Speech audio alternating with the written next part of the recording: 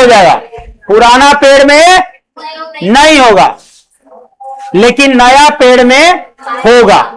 और जड़ के जो भाग होता है, अंतिम भाग मूल रोम कहलाता है। जड़ के अंतिम भाग मूल रोम कहलाता है। और उसी मूल रोम से ऑक्सीजन ग्रहण किया जाएगा और कार्बन डाइऑक्साइड छोड़ा जाएगा। क्यों?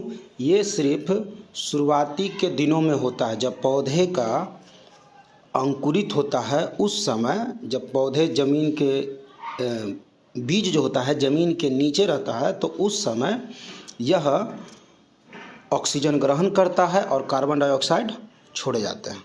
ठीक है, इसलिए लिखा है यहाँ पर, पौधे की जड़ें यानी कि जड़ों से निकले मूल रोम मिट्टी के कणों के बीच के स्थानों में स्थित हवा से ऑक्सीजन ग्रहण करती है तथा कार्बन डाइऑक्साइड बाहर छोड़ देते हैं। तो ये घटना किसके लिए हो रहा है? तो सिर्फ नए पौधे के लिए। उसके बाद हम बात करें, पुरानी जड़ों में ऐसे मूल रोम नहीं होते हैं। तो पुराना जब हो जाएगा कोई पेड़ पौधा, जैसे कि शुरुआती के दिनों में, पुराना कहने का मतलब क्या 500 साल नहीं, शुरुआती में जब बीज पौधा जब बाहर आ जाता है, अंकुरित होकर के पौधा दिखने लगता है, उसके कुछ दिनों के बाद, तो कुछ महीना भी नहीं बोल सकते, कुछ सप्ताह बोल सकते, तो कुछ सप्ताहों के बाद इसमें क्या होता है, फिर उसके बाद जस्ट उल्टा हो जाता है। जैसा कि हम लोग जानते हैं कि कार्बन डाइऑक्साइड ग्रहण किया जाता है और ऑक्सीजन छोड़े जाते हैं।